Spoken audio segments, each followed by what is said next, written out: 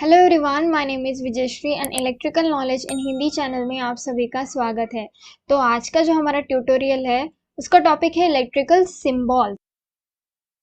तो electrical supply system में जिस तरीके के जो सिंबल्स है, जो डिवाइसेस यूज होते हैं, तो उन डिवाइसेस के सिंबल्स जो होते हैं वो इस ट्यूटोरियल में आज हम स्टडी करेंगे। तो सबसे पहले हम देखेंगे स्विच गियर इक्विपमेंट के सिंबल्स।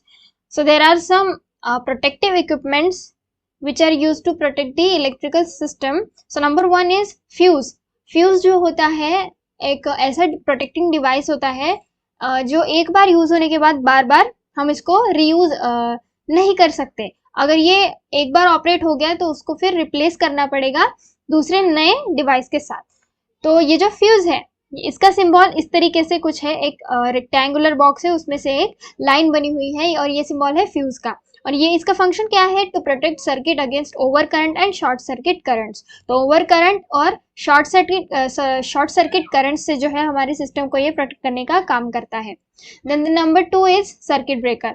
सर्किट ब्रेकर फ्यूज से कुछ मिलता जुलता है, बिल्कुल फ्यूज की तरह ही है। इसका सिंबल रेक्टेंगुलर बॉक्स है, लेकिन जो फ्यूज में से जो लाइन गई है वो पूरी की पूरी स्ट्रेट लाइन यहाँ से गई है, लेकिन सर्किट ब्रेकर के सिर्फ आउटर एंड्स में ये लाइन दिखाई दे रही है। और इसका फंक्शन जो है वो है टू मेक और ब्रेक द सर्किट मैन्युअली और remotely under normal condition and automatically under fault condition. तो हम इसको सर्किट ब्रेकर को मैन्युअली भी ऑपरेट कर सकते हैं और ऑटोमेटिकली भी ऑपरेट कर सकते हैं। हम जब चाहे तब इसको बना सकते हैं सर्किट को, या फिर सर्किट को ओपन कर सकते हैं, यानी कि क्लोजर ओपन कर सकते हैं। और जब फॉल्टी कंडीशन होती है तब वो ऑटोमेटिकली ऑपरेट होके हमारे सर्किट को ट्रिप करता है, यानी कि ब्रेक करता है। तो isolator, third is isolator. Isolator का ये सिंबल है, एक कुछ दो टर्मिनल्स है, उसमें एक लाइन लगी हुई है और ये फिर लाइन यहाँ पे लगने के बाद ये सर्किट क्लोज हो जाता है और उठने के बाद ये ओपन हो जाता है। तो इसका फंक्शन है to disconnect the part of the system for maintenance from live circuit under no current condition. तो जो हमारा आइसोलेटर होता है उसको हम सर्किट को डिस्कनेक्ट करने के लिए यूज करते हैं। किसके लिए? मेंटेनेंस के लिए। किससे? लाइव सर्किट के। तो जब नो करंट फ्लो होता है, यानी कि किसी भी तरीके का करंट जब हमारे सिस्टम में फ्लो नहीं करता, तब हम क्या करते हैं? आइसोलेटर को यूज कर सकते हैं। Then the next is earthing switch. Earthing switch का ये जो सिंबल है ये कुछ इस तरीके से, यानी कि ये ग्राउंड लेवल शो कर रही है ये लाइन, यानी कि ग्राउंड लेवल से कुछ नीचे ये दो टर्मिनल्स लगे हुए हैं।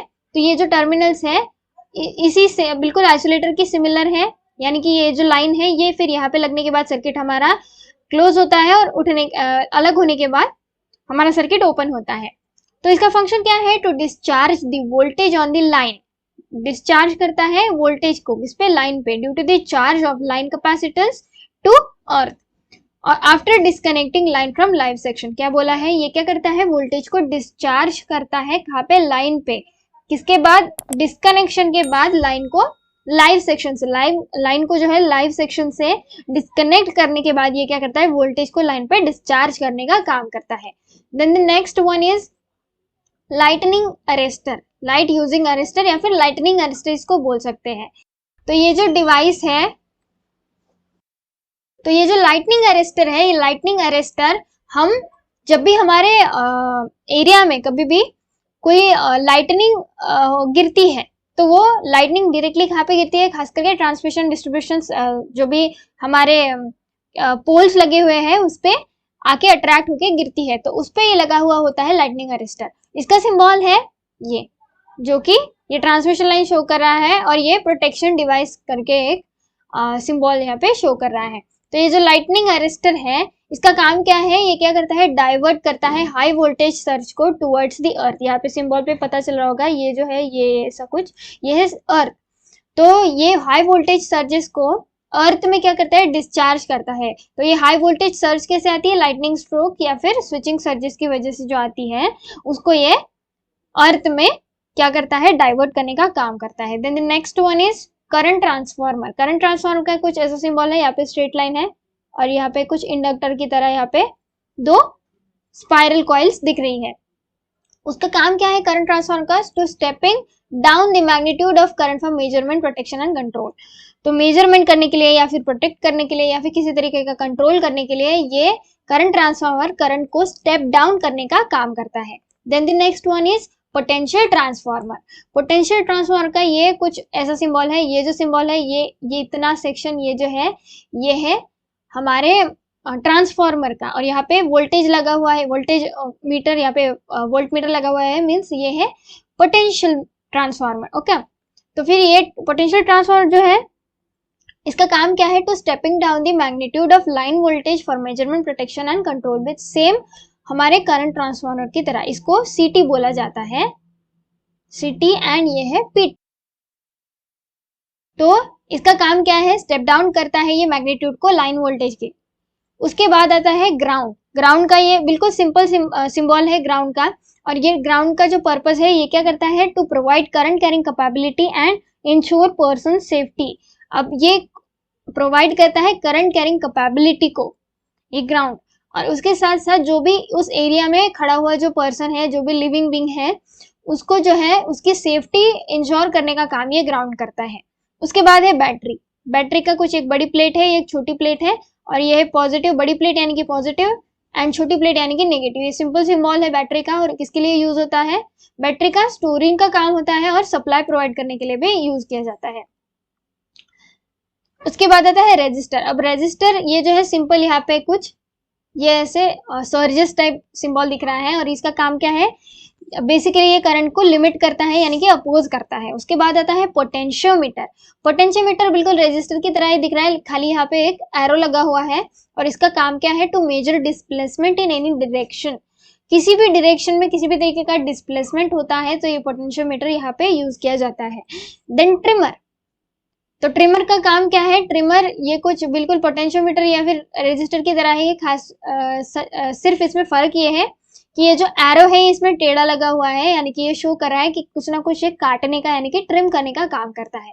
तो अब ये ट्रिम क्या करता है, किसी भी क्वांटिटी को या फिर सर्किट को ट्यून करने के लिए या फिर वेरियस पर्पस के लिए ये ट्रिमर यूज करता है। अब ये क्वांटिटी कौन सी हो सकती है, रेजिस्टेंस हो सकती है, या फिर कुछ भी इलेक्ट्रिकल पैरामीटर को ट्रिम करने के लिए ये ट्रिमर यूज किया जाता है। Then the next one is capacitor. Capacitor के दो सिंबल्स दिए गए हैं, ये दो सिमिलर लेंथ की प्लेट्स लगी हुई है, और ये एक क्या कहते हैं, इसमें डाइलेक्ट्रिक मटेरियल लगा हुआ होता है दो प्लेट्स के बीच में, जो कि एनर्जी स्टोरिंग डिवाइस की तरह यूज किया जाता है तो इस कैपेसिटर को। उसके साथ साथ ये दूसरा सिंबल भी है कैपेसिटर का, जो कि दूसरी प्लेट यहाँ पे थोड़ी टनल टाइप आपको दिख रही है, और ये एक चार्जिंग डिवाइस है या फिर एनर्जी स्टोर करने के लिए भी यूज किया जाता है। चार्जिंग और डिस्चार्जिंग का काम ये कैपेसिटर करता है। Then the next one is inductor.